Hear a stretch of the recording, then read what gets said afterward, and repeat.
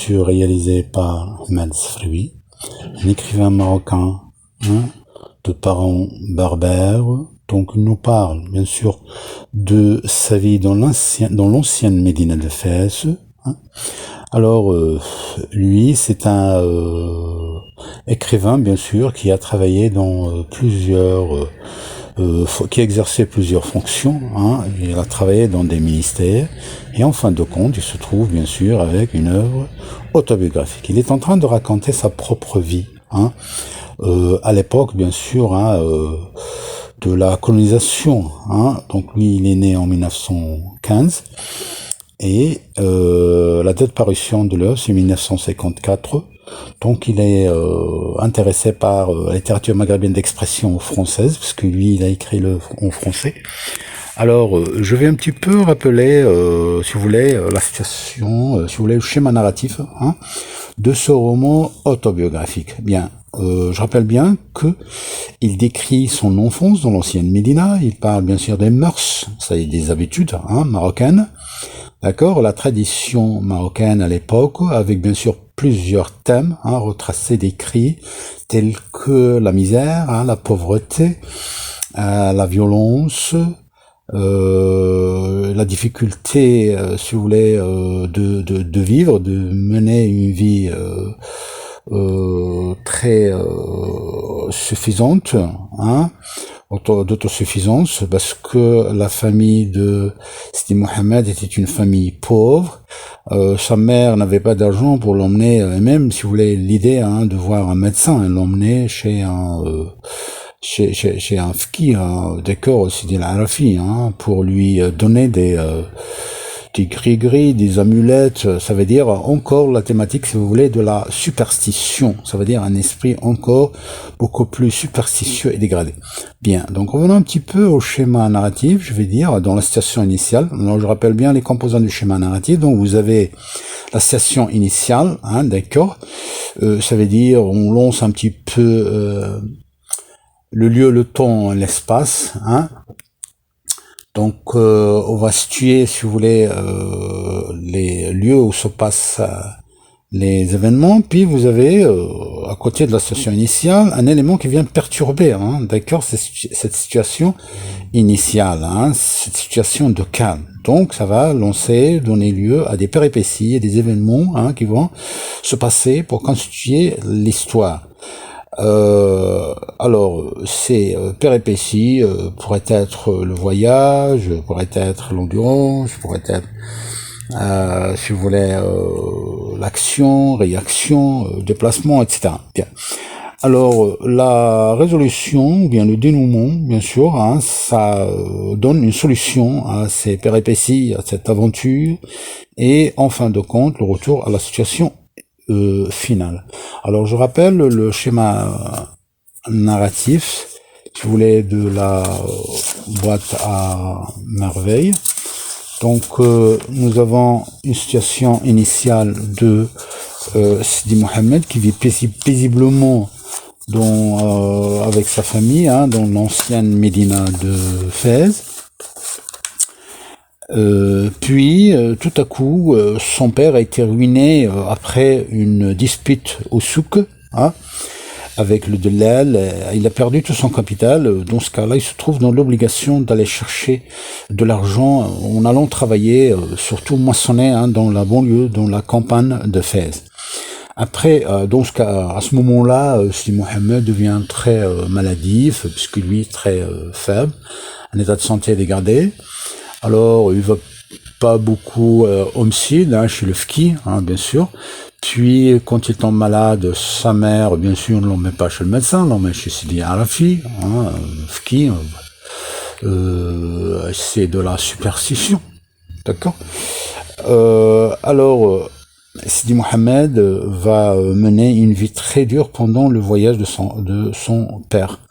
Alors, je vais rappeler un petit peu le lieu où se passe cette action. Donc j'ai pourrais tracer, d'accord, faire un tracé de cette maison, la maison de Dar Chouafa.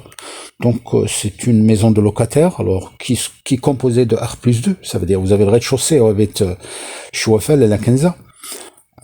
qui porte le nom, bien sûr, hein, dont la maison porte son nom. Donc, Lala Kaza, la Chouafa, une femme superstitieuse, où chez elle, elle organise, elle prépare des rituels avec de longs sons, avec des airs de chant, de danse. Donc, c'est ici la superstition, bien sûr, qui est critiquée, décrite par Ahmed Sfrewi.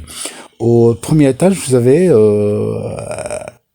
Rahma, d'accord, la femme de Driss El-Ouad et la mère de Zineb. Zineb, bien sûr, qui est l'ennemi, hein, qui dépasse d'une année. La Satan, Sidi Mohamed ici, il a 6 ans. Donc, il le dépasse d'une année et c'est son ennemi. Pourquoi? Parce que son chat a pris une fois la chaînette, hein, de sa chaînette, hein, d'accord. Puis, Rahma, toujours, hein, une femme, l'ennemi de la mère de la mère de la Zubida, la mère du narrateur. Alors ça c'est le premier. Au deuxième étage, hein, ici il est divisé par deux. Donc nous avons la famille du narrateur, c'était Mohamed avec son père Abdeslam Tisseron, sa mère la Zubida, une femme qui prétend être une descendante du prophète. Alors si vous l'appelez Zubida tout simplement tout court comme ça, hein, il va pas vous répondre. Il faut lui dire, il faut l'appeler la Zubida. Comme ça, vous allez rappeler bien sûr son appartenance à la famille du prophète, Sidna Mohamed. Alors, puis, à côté de la famille du narrateur, toujours au deuxième étage, vous avez Fatima Bziouia, la femme de Halal, le jardinier. C'est une famille, ce sont des familles pauvres, et c'est le lieu de description, hein. Le Maroc, Médina de Fès, toutes ces familles pauvres, c'est la colonisation française, tout ça, c'est la thématique, le sujet, bien sûr, de description du narrateur, personnage principal. Revenons maintenant aux personnages principaux. Donc nous avons le narrateur, c'est Mohamed. C'est un enfant de 6 ans, chétif, faible, état maladif, hein, il vit dans la solitude, mais il arrive à s'en sortir avec sa boîte à merveille, hein, et, en discutant, parlant, bien sûr en rêvant, faisant des rêves avec ses amis, les objets hétéroclites qui se trouvent à l'intérieur de la boîte. Hein. Imaginez, je pense pour les enfants d'aujourd'hui, vous avez la télé, vous avez le portable, hein, d'accord, vous avez des baladeurs pour apprendre. Bien. Donc, deuxième personnage principal, nous avons Lala Zoubida, la mère de Sidi Mohamed, bien sûr, qui dit qu'elle est une descendante du prophète et qu'il faut l'appeler Lala Zoubida. Elle est superstitieuse, à un âge, bien sûr, de jeunesse, hein, 22 ans, et elle mène des séances de violence avec Lala Rahma, la mère de Zineb. Alors, vous avez Abdeslam, hein, le père de Zineb, et le mari bien sûr de la Zubida, Tisseron, de 40 ans. C'est un montagnard, hein, une famille qui habite au premier étage de Dar Chouafa. Alors, la voyante, comme son nom l'indique, hein, vous voyez, vous avez dans la boîte à merveille, vous avez un parallélisme entre ce qui est dialectal et ce qui est littéral. Alors, quand on dit la voyante, c'est la maison de Dar Chouafa. Quand on dit le Msid, ça veut dire c'est l'école coranique. D'accord? Bien. Donc, la Chouafa, il exerce le métier de voyante avec des rituels, bien sûr, et un petit peu, c'est le lieu de la superstition, un petit peu des rituels nocturnes, hein, pour déranger un petit peu les habitants. Zineb, fille de Driss Ouad et de Rahma, d'accord, elle est haïe par le narrateur. Rahma, la femme de Driss Ouad, est mère de Zineb. Elle habite au premier étage. Elle n'est pas d'accord avec la mère du narrateur. Driss Ouad, fabricant de charrues, hein, c'est le mari de Rahma et le père de Zineb. Fatima Bziouia, c'est femme d'Allal, le jardinier. Elle habite au deuxième étage. Une famille mitoyenne de la famille du narrateur. Alors, nous avons le Fki, barbu, non, bien sûr, qui donne des cours à l'école coranique. Il a un bâton de cognacier très dur pour lui permettre de frapper mieux les enfants, au fond, même de frapper les élèves au fond de la classe. Lala Aïcha, une ancienne voisine de la famille de Sidi Mohamed. C'est une femme superstitieuse, hein, qui accompagne généralement Lala Zoubida pour aller voir les marabouts et Sidi Al-Arafi quand Sidi Mohamed est malade.